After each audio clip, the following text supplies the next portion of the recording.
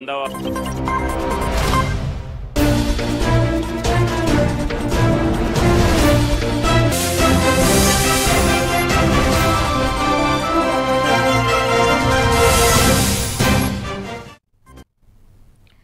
To Avan TV news. నేను ప్రియాంక.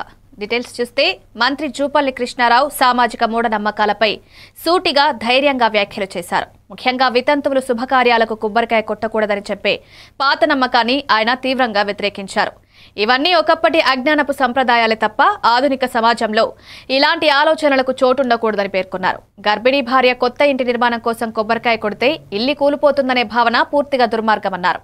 స్త్రీ పురుషులందరూ సమానులు, వారి చేతులు శుభం అశుభం తేల్చవని, శాస్త్రం కంటే మనసు, ప్రేమ, సమానత్వమే ముఖ్యమని సూచించారు. సమాజం అభివృద్ధి చెందాలంటే ఇలాంటి వెనకబాటు నమ్మకాలను పూర్తిగా విడిచిపెట్టాలని పిలుపునిచ్చారు. ప్రతి ఒక్కరూ మహిళలను గౌరవించే దృక్పథంతో ముందుకు సాగితేనే సామాజికంగా బలమైన రాష్ట్రం నిర్మాణం సాధ్యమవుతుందన్నారు. పాతకాలపు ఆచారాల పేరుతో మహిళలను దూరం పెట్టడం అసలు సామాజిక న్యాయం కాదన్నారు. సమానత్వం, ఆలోచన, స్వేచ్ఛ, మహిళా గౌరవం కోసం ఇలాంటి వ్యాఖ్యలు ముఖ్యమని జూపల్లి స్పష్టం చేశారు. అంటే భార్య కడుపుతో కొబ్బరిగా కొట్టుంటే ఆ ఇంటి ఎవరికైతే ఇల్లు మంజూరు ఇచ్చినామో ఆయన భార్య కడుపుతో ఉంది, ఆయన తల్లి వితంతు భర్త చనిపోయింది. నేను కొబ్బరిగా కొట్టే ముందు ఎవరంటే తల్లి అన్నది, నేను కొట్టావు మా అన్న ఆ ఎన్నికలు అయితే సార్ ఆమె కొట్టకూడదు అని అన్నాను. పక్కన ఎందుకు కొట్టకూడదు అన్న, భర్త నేను చాలా అంటే భర్త లేకపోతే కొబ్బరిగా కొట్టుందా? ఎవరా చెప్పింది? భర్త చనిపోయిన బాధ ఓడికు సొంత కొడుకు ఇల్లు కట్టుంటే కొబ్బరిగా కొట్టని ఇంకో బాధ ఎవరి పెట్టింది? ఇవన్నీ మూఢనమ్మకాలు, దుర్మార్గం. అదే భార్య కడుపుతో ఉందంటే కొబ్బరిగా ఉంటుందా? అంటే భార్య కడుపుతో ఉంటే భర్త కొబ్బరిగా ఉంటే ఇది ఊరిపోతుందా? అంటే అందుకే భారతదేశానికి 53వ సుప్రీంకోర్టు చీఫ్ జస్టిస్ గా జస్టిస్ సూర్యకాంత్ ప్రమాణ స్వీకారం చేశారు. రాజ్ భవన్ లో జరిగిన ఈ వేడుకలో దేశ న్యాయ వ్యవస్థలో మరో ముఖ్యమైన అధ్యాయం ప్రారంభమైంది. సుదీర్ఘ న్యాయ ప్రస్థానంలో కఠినత, నైతికత, పారదర్శకతకు పేరుగాంచిన జస్టిస్ సూర్యకాంత్ ముఖ్యంగా సామాజిక న్యాయం, రాజ్యాంగ విలువల పరిరక్షణలో కీలక తీర్పులతో గుర్తింపు పొందారు. కొత్త సీజేఐగా ఆయన బాధ్యతలు స్వీకరించడంతో న్యాయ వ్యవస్థలో మరింత సంస్కరణలు, వేగవంతమైన తీర్పుల వ్యవస్థ, సాంకేతిక వినియోగం పెరగనున్నట్లు న్యాయవర్గాలు భావిస్తున్నాయి. ప్రజలకు అందుబాటులో ఉండే న్యాయ సేవలు, పెండింగ్ కేసుల పరిష్కారం, న్యాయ సేవల డిజిటలైజేషన్ ప్రధాన లక్ష్యాలుగా ఉండనున్నాయి. సాధారణ ప్రజలకు న్యాయం చేరేలా వ్యవస్థను మారుస్తానని గతంలోనే ఆయన సంకల్పం వ్యక్తం చేశారు. సీజేఐగా బాధ్యతలు చేపట్టడంతో న్యాయ వ్యవస్థపై దేశంలోని కోట్లాది ప్రజల ఆశలు మరింత పెరిగాయి.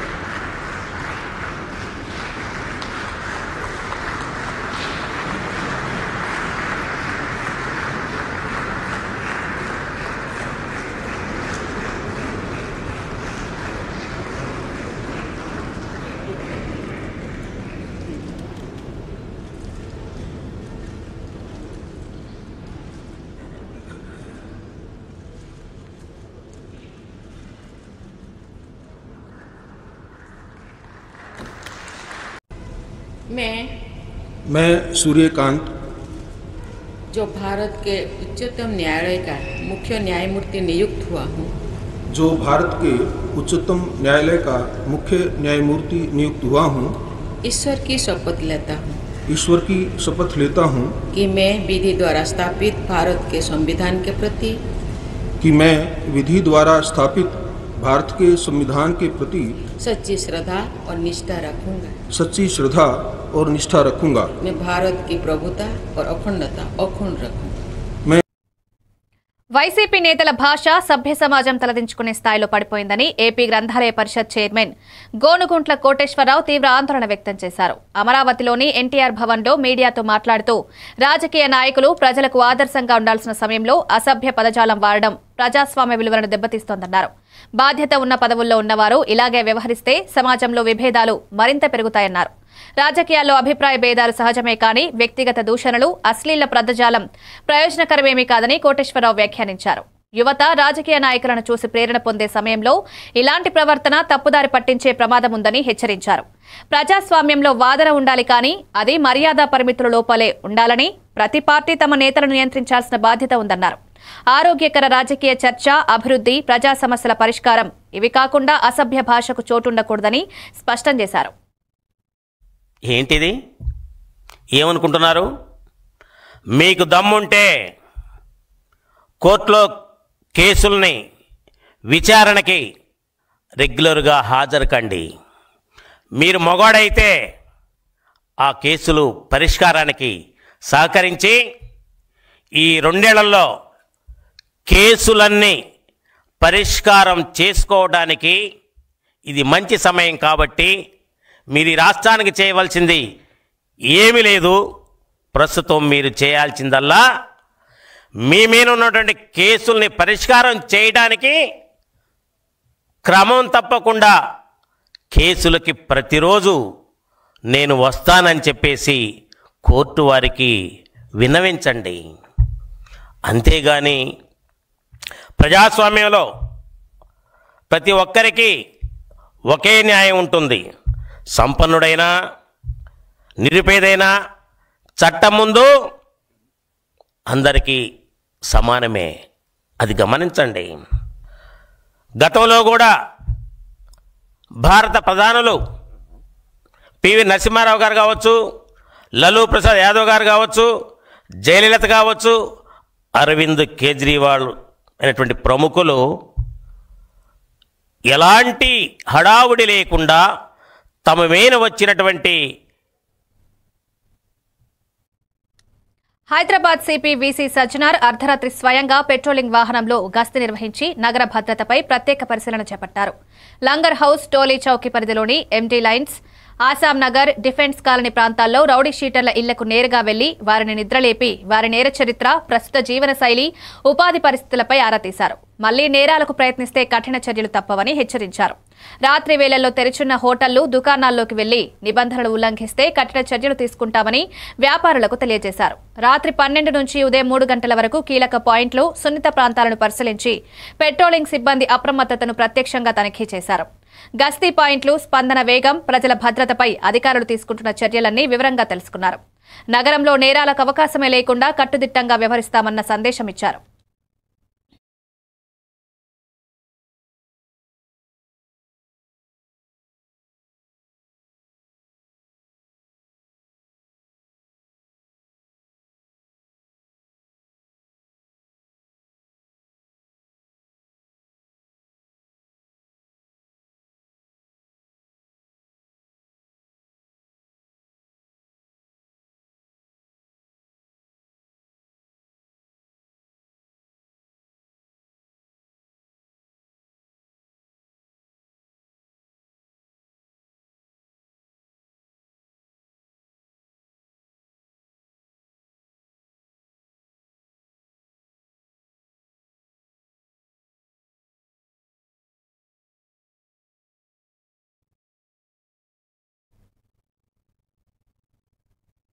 MLA Sanjay Kumar Hyderabad real estate పరిస్థితికి పూర్తిగా సీఎం రేవంత్ రెడ్డి కారణమని ఆరోపించారు.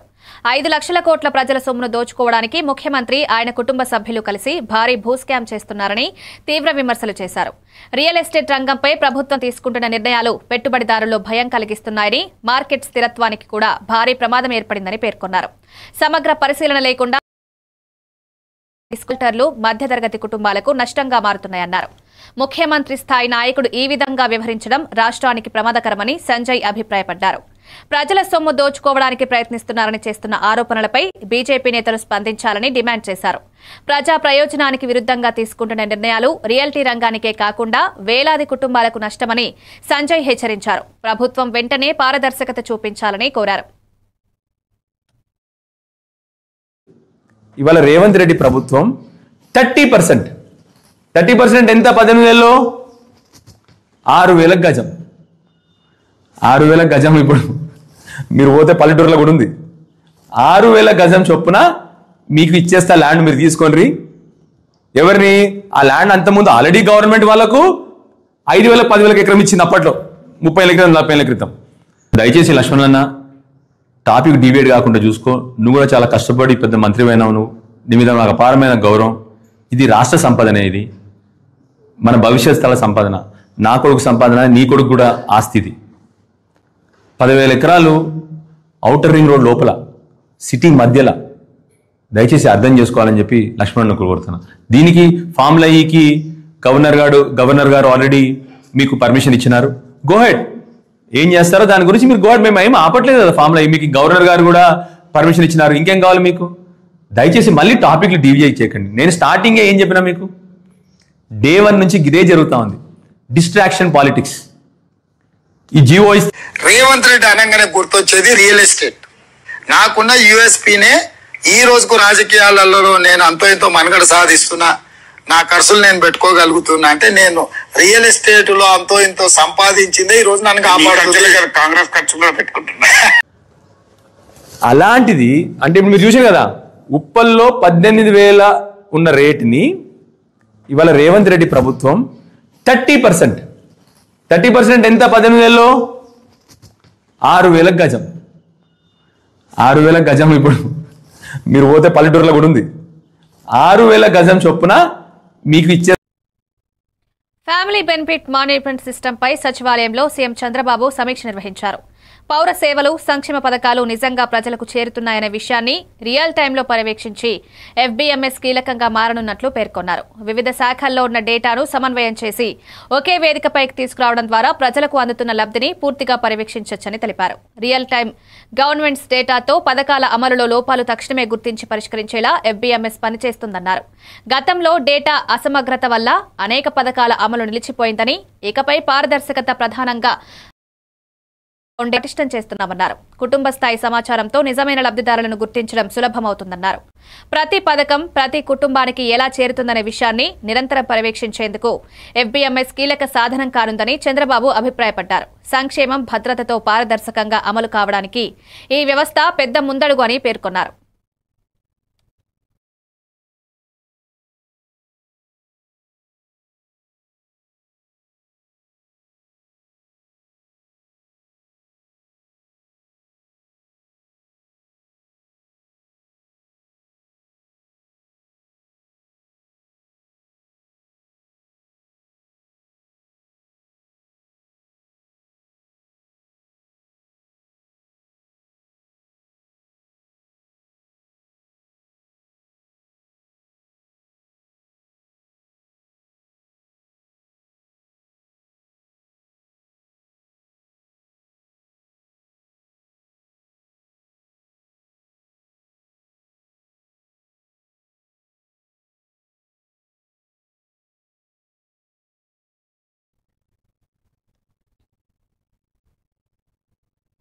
టాలీవుడ్ నటుడు మోహన్ బాబు ఇండస్ట్రీలో 50 ఏళ్లు పూర్తి చేసుకున్న సందర్భంగా హైదరాబాద్లో నిర్వహించిన ఎంబీ50 వేడుకలు విశేషంగా జరిగాయి. సినీ రాజకీయ రంగానికి చెందిన ప్రముఖులు భారీగా హాజరై మోహన్ బాబును అభినందించారు. మాజీ ఉపరాష్ట్రపతి వెంకయ్య నాయుడు, కేంద్ర మంత్రి Kishan Reddy, AP deputy speaker Raghurama Krishnam Raju, నటులు టాలీవుడ్ నటుడు మోహన్ బాబు ఇండస్ట్రీలో 50 ఏళ్లు పూర్తి చేసుకున్న సందర్భంగా హైదరాబాద్లో నిర్వహించిన ఎంబీ50 వేడుకలు విశేషంగా జరిగాయి. సినీ రాజకీయ రంగానికి చెందిన ప్రముఖులు భారీగా హాజరై మోహన్ బాబును అభినందించారు. మాజీ ఉపరాష్ట్రపతి వెంకయ్య నాయుడు, కేంద్ర మంత్రి Kishan Reddy, AP deputy speaker Raghurama Krishnam Raju, నటులు రజనీకాంత్, బ్రహ్మానందం, జాకీ ష్రాఫ్, నాని, గోపీచంద్, సందీప్ కిషన్ వంటి ప్రముఖులు పాల్గొన్నారు. మోహన్ బాబు నటన, డైలాగ్ డెలివరీ, క్రమశిక్షణ సినీ పరిశ్రమకు ఆదర్శమని పలువురు గుర్తు చేశారు. నటుడుగానే కాదు, నిర్మాతగా, విద్యా సంస్థల రూపంలో సేవా కార్యక్రమాలు చేపట్టిన వ్యక్తిగా కూడా ఆయనను ప్రశంసించారు. 50 ఏళ్ల ప్రస్థానంలో అనేక హిట్ చిత్రాలు, గుర్తుండిపోయే పాత్రలు, శక్తివంతమైన స్క్రీన్ ప్రెజెన్స్ మోహన్ బాబు ప్రత్యేకత అన్నారు. వేడుకలో ప్రదర్శించిన వీడియో ఆయన సినీ ప్రయాణాన్ని ప్రేక్షకుల దగ్గర చేసింది. ఎంబీ50 వేడుకలు ఆయన కెరీర్కు మరొక గొప్ప మైలురాయిగా నిలిచాయి.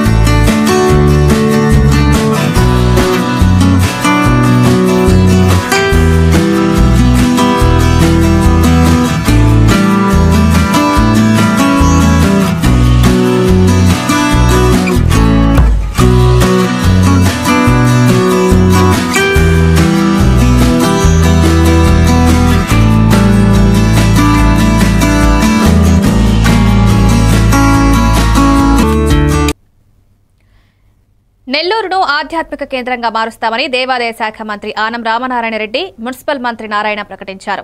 జిల్లాలోని ఆలయాల అభివృద్ధి, తీర్థక్షేత్రాల మౌలిక సదుపాయాల మెరుగుదల కోసం ప్రభుత్వం ప్రత్యేక ప్రణాళిక సిద్ధం చేస్తోందని వెల్లడించారు.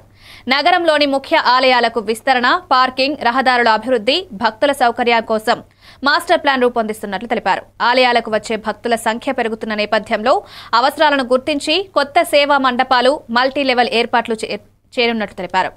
నెల్లూరు చరిత్ర, ఆధ్యాత్మికత, సంస్కృతిని ప్రతిబింబించేలా ప్రత్యేక ప్రాజెక్టులు చేపట్టనున్నామని ప్రకటించారు. స్థానిక ప్రజలు, యాత్రికులు సౌకర్యవంతంగా పర్యటించేందుకు రోడ్లను విస్తరించడంతో పాటు శుచత, భద్రత, పరిశుభ్రంపై ప్రత్యేక చర్యలు తీసుకుంటామని మంత్రి నారాయణ అన్నారు. జిల్లాలో పర్యాటకాన్ని పెంపొందించేలా ఆధ్యాత్మిక కారిడార్స్, హోటళ్లు, గైడింగ్ సేవలు కూడా బలోపేతం చేస్తామన్నారు.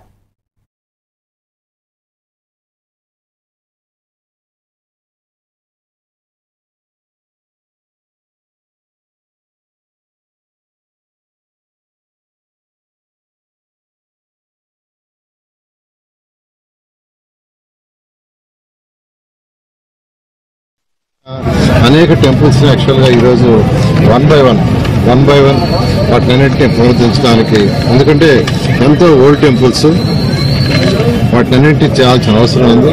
ఈరోజు అనేక ఇబ్బందులు ఉన్న రాష్ట్రానికి వారు యాక్చువల్గా నెల్లూరులో ఈరోజు తీసుకుంటే రంగనాథ స్వామి టెంపుల్ కావచ్చు, మల్లేశ్వర స్వామి టెంపుల్ కావచ్చు, వేణుగోపాల స్వామి టెంపుల్ కావచ్చు, వీటన్నిటికీ CGF ప్లాంట్ కింద దాదాపు 23.95 కోట్లు యాక్చువల్గా శాంక్షన్ చేసి వీటిలన్నింటినీ పునరుద్ధరించే కార్యక్రమాన్ని టేకప్ చేసినందుకు నెల్లూరు సిటీ ప్రజల తరఫున మరొకసారి గౌరవనీయ మంత్రివర్యులు రామనాయుడికి నేను ప్రత్యేకంగా ధన్యవాదాలు తెలియజేస్తాను. 9 మాసాల్లో 3 అంతస్తుల రాజగోపురం, ముఖమండపం, ఆలయం వెనక భాగాన అర్చకులకి వారు ఉండడానికి క్వార్టర్స్, ఆలయంకి సంబంధించినటువంటి కార్యాలయం అన్నీ కూడా ఇందులో నిర్మించడానికి వీలవుతుంది. చిన్న స్థలం, చిన్న ఆలయమైన ఈ ప్రాంతానికంతా కూడా ఆధ్యాత్మికంగా ఈ ఆలయం చాలా పవిత్రత కూడింది, చాలామంది విశ్వసించేటువంటి. దీనికి పక్కనే ముందు రామాలయం కూడా ఉంది. రామాలయం కూడా పునర్నిర్మాణం చేయాలనేటువంటి ఆలోచన ఇవాళ దేవాదాయ శాఖ అధికారులకు ఉంది. త్వరలోనే అక్కడ ఉన్నటువంటి పెద్దలతో కూడా మాట్లాడాక వారందరూ కానీ సహకరిస్తే తప్పకుండా నారాయణ గారి దృష్టిలో పెట్టి మరొక రామాలయాన్ని ఇక్కడ నిర్మాణం చేయడానికి ఏర్పాట్లు కూడా చేస్తామని చెప్పి ఈ సందర్భంగా తెలియజేస్తాము.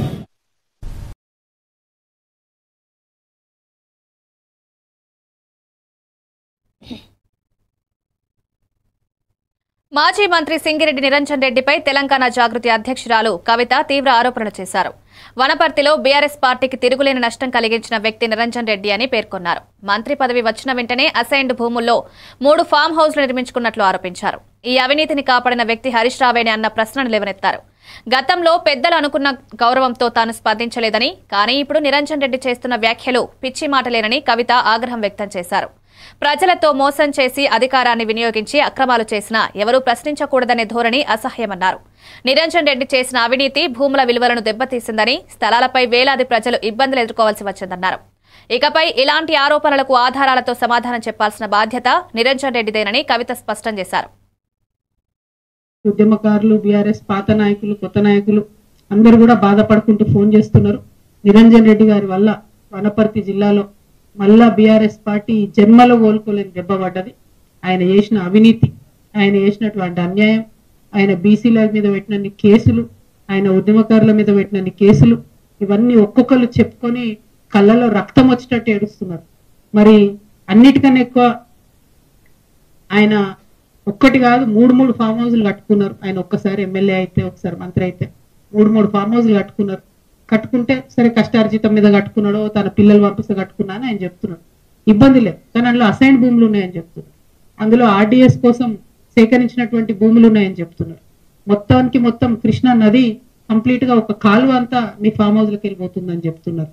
దాని మీద మరి ఎందుకు ఇప్పుడు కాంగ్రెస్ గవర్నమెంట్ ఎంక్వైరీ చేస్తలేదు? ఏం అండర్స్టాండింగ్ ఉన్నది? 101%. మరి నిరంజన్ రెడ్డి గారు చేసినటువంటి అవినీతి కేసీఆర్ గారికి తెలియదా? ఇంకా బీభత్సమైన మెజార్టీతో కొట్టేది ఉండే మిమ్మల్ని. ఇంకొకసారి నా మీద ఎటువంటి తట్టు మాట్లాడితే తండ్రి వయసు అని కూడా చూడము, పిచ్చి పిచ్చిగా మాట్లాడితే పుచ్చలేసిపోతా చెప్తున్నాను. సిన్సియర్గా సీరియస్గా ప్రజల సమస్యల మీద మాట్లాడుకుంటూ తిరుగుతుంటే ఎందుకంత భయం అవుతుంది మీకు? మీరు అంత తెలివితేటలు ఉన్నోళ్ళు అయితే, అంత గొప్పోళ్ళు అయితే, కేసీఆర్ గారు మీకు వ్యవసాయ శాఖ మంత్రి ఇస్తే ఎంత పని చేయాలి కాన్స్టిట్యున్సీకి? ఇట్లా పీడించుకొని తింటారా? ప్రజల రక్తం తాగుతారా మీరు? దేవుడు మాన్యాలు తింటారా ఎవరైనా?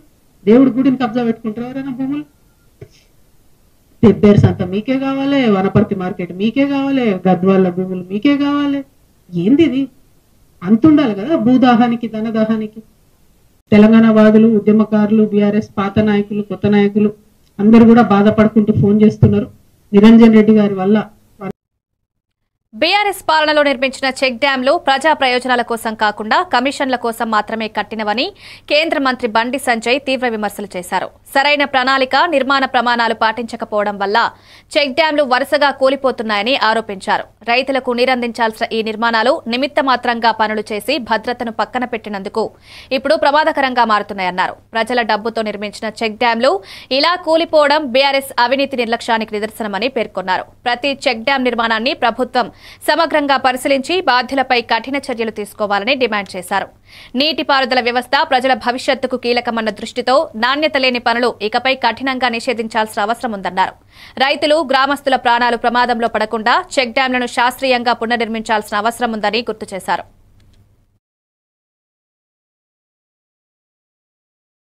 చెక్ డ్యాంలు అంతకుముందు గుత్తపట్టి తెలంగాణ మొత్తం బీఆర్ఎస్ గవర్నమెంట్లో గుత్త కాంట్రాక్టరీగా రైతుల కోసం కాదు, ప్రజల కోసం కాదు, మొత్తము ఏకద గుర్తుపెట్టేది ఏంటంటే కరీంనగర్ జిల్లాలో, ఉమ్మడి జిల్లాలో గిన్ని చెక్ డ్యాంలు కట్టాలి, ఇన్ని పైసలు కమిషన్ గింత, మీకు గింత బిల్ పేమెంట్స్ ఫుల్ క్లియర్. సర్పంచ్లు రోడ్ వేసిన సర్పంచ్ పైసలు రాలే, కమ్యూనిటీ కట్టిన సర్పంచ్ పైసలు రాలే, ఆత్మహత్య చేసుకుంటున్నారు. కానీ ఎవడైనా తెలంగాణ రాష్ట్రంలో గత ప్రభుత్వం కానీ ఈ ప్రభుత్వం వచ్చినాక బడా కాంట్రాక్టర్లు ఎవ్వరన్నా మీకైనా ఫోన్ చేసి మాకు బిల్ రాలే అని చెప్పిర్రా? ఇప్పుడు అదే నడుస్తుంది. ఇప్పుడు ఏంటంటే సరే చెక్ డ్యామ్ ఇష్యూరు ఏ నడుస్తుంది తెలంగాణ రాష్ట్రంలో అంటే బీఆర్ఎస్లో కావాల్సింది పోస్టింగ్స్, కాంగ్రెస్లో కావాల్సింది పైసలు. బీఆర్ఎస్లో కావాల్సింది పోస్టింగ్స్, కాంగ్రెస్లో కావాల్సింది పైసలు. కాబట్టి గవ్వే అధికారం ఉంటుంది. ఇప్పుడు ఇక పైసలు ఇస్తున్నారు, కాంగ్రెస్ పార్టీ నాయకులు కలిసి పైసలు ఇస్తున్నారు, 7 అంటారా పోస్టింగ్స్. వాళ్ళ గతంలో బీఆర్ఎస్ పార్టీ అవినీతి అక్రమాల్లో భాగస్వామ్యం వీళ్ళు. ఇప్పుడు చెక్ డ్యాంల పరిస్థితి అదే. ఇప్పుడు క్వాలిటీ లేకుండా పనిచేసారు. క్వాలిటీ లేకుండా పనిచేస్తే ఎక్కడ అసలు ప్రణాళిక లేకుండా ఫస్ట్ కట్టిర్రు, కట్టినవి ఇప్పుడు కూలిపోతున్నాయి. కూలిపోయిన వాడికి బిల్స్ కూడా ఇచ్చేసారు. ఇప్పుడు ఎవరికి యాక్షన్ తీసుకుంటారు? చెక్ డ్యాంలు అంతకుముందు గుత్తపట్టి తెలంగాణ మొత్తం బీఆర్ఎస్ గవర్నమెంట్లో గుత్త కాంట్రాక్టరీగా రైతుల కోసం కాదు, ప్రజల కోసం కాదు, మొత్తము ఏకద గుర్తుపెట్టేది ఏంటంటే కరీంనగర్ జిల్లాలో, ఉమ్మడి జిల్లాలో గిన్ని చెక్ డ్యాంలు కట్టాలి, ఇన్ని పైసలు కమిషన్ గింత, మీకు గింత బిల్ పేమెంట్స్ ఫుల్ క్లియర్. సర్పంచ్లు రోడ్ వేసిన సర్పంచ్ పైసలు రాలే, కమ్యూనిటీ కట్టిన సర్పంచ్ పైసలు రాలే, ఆత్మహత్య చేసుకుంటున్నారు. కానీ ఎవడైనా తెలంగాణ రాష్ట్రంలో గత ప్రభుత్వం కానీ ఈ ప్రభుత్వం వచ్చినాక ఇవి updates. Keep watching even TV news.